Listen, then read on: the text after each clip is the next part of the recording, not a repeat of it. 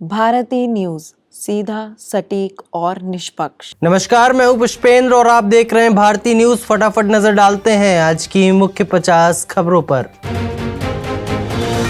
महाराष्ट्र में मराठा आरक्षण की मांग कर रहे प्रदर्शनकारियों ने बीड में 2 एनसीपी विधायकों के घरों में आग लगा दी। वहीं शरद पवार गुट के एनसीपी दफ्तर में भी आग लगा दी।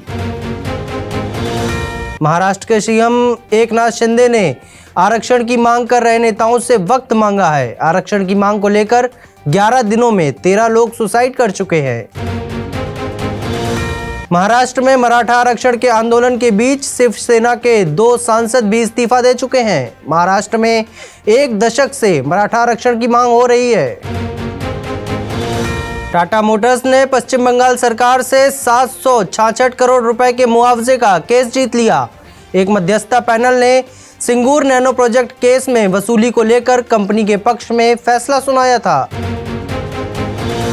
ईडी ने राजस्थान सीएम अशोक गहलोत के बेटे वैभव गहलोत से दिल्ली दफ्तर में 8.5 घंटे तक पूछताछ की।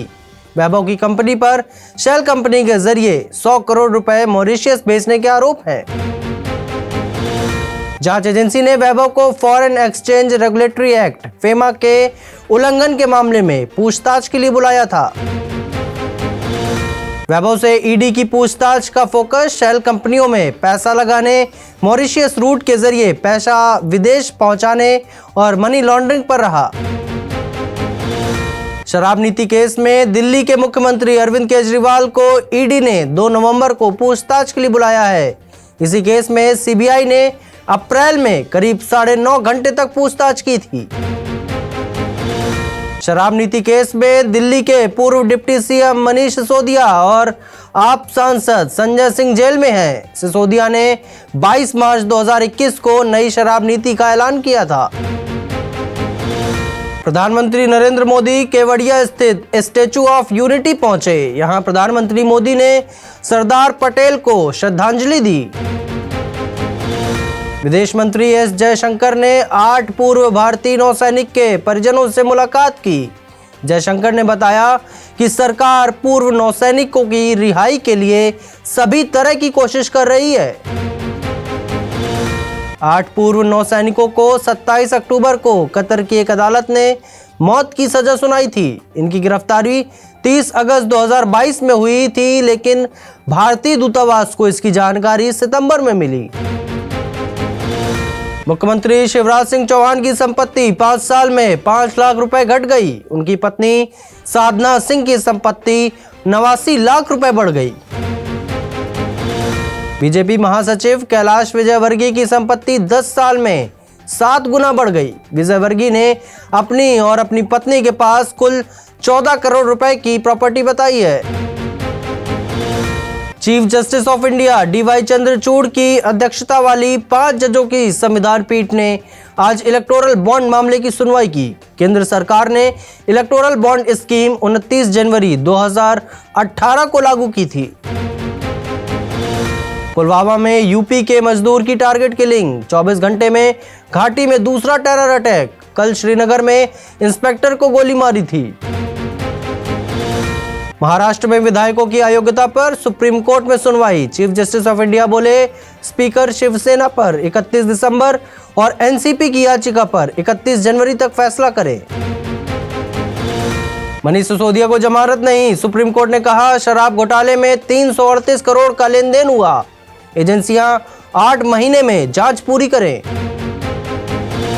केरल ब्लास्ट की जांच 20 सदस्यीय टीम करेगी। अब तक 3 की मौत, 41 घायल। हमले की जिम्मेदारी लेने वाले पर यूएपीए का केस।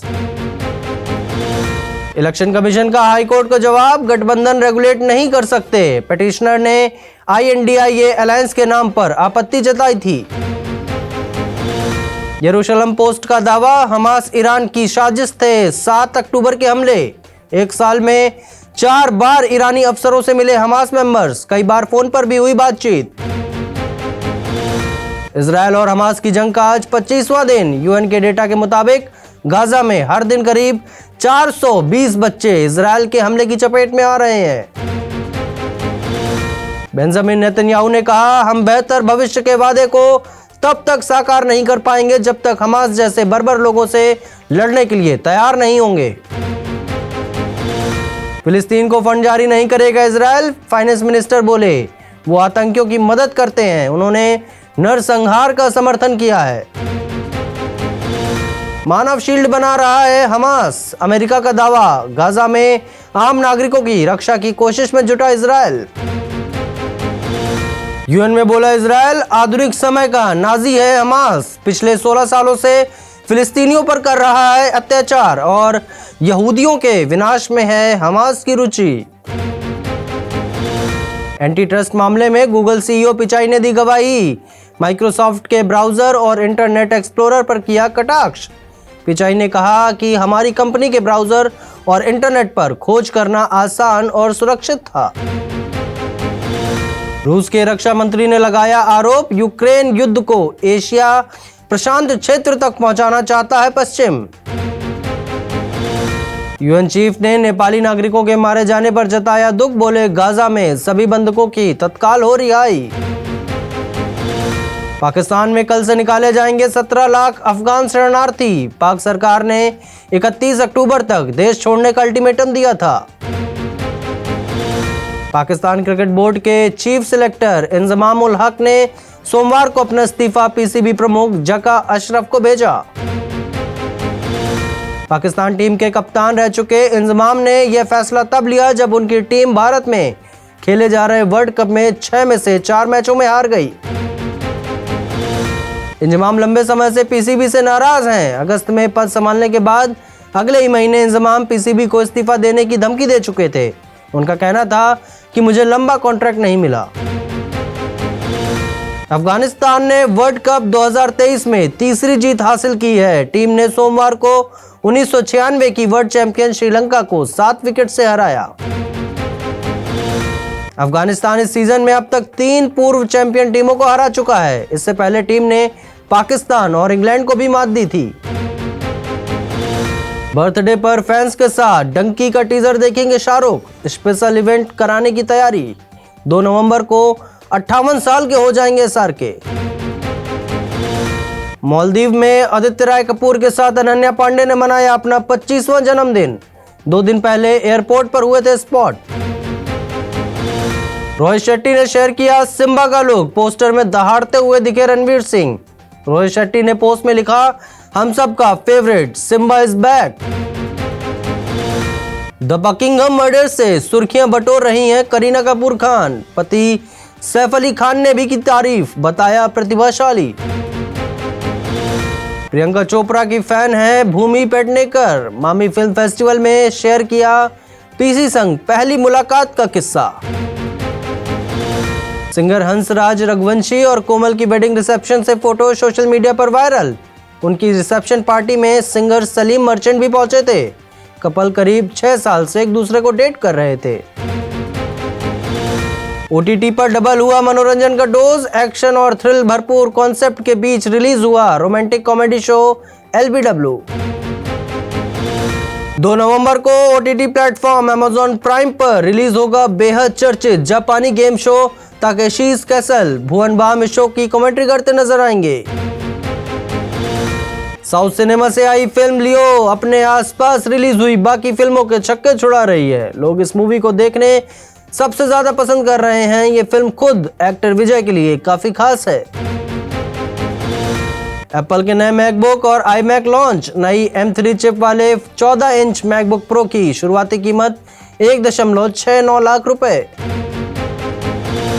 मामा अर्थ की पेरेंट कंपनी होनासा कंज्यूमर का IPO आज सब्सक्रिप्शन के लिए खुलेगा। निवेशकों के पास इसमें 2 नवंबर तक निवेश करने का मौका होगा। पेट्रोल डीजल की कीमतों में आज भी कोई बदलाव नहीं हुआ। फिलहाल दिल्ली में पेट्रोल 96 रुपए 72 पैसे प्रति लीटर, तो वहीं डीजल 89 रुपए 62 पैसे प्रति लीटर के हिसाब से बिक रहा है।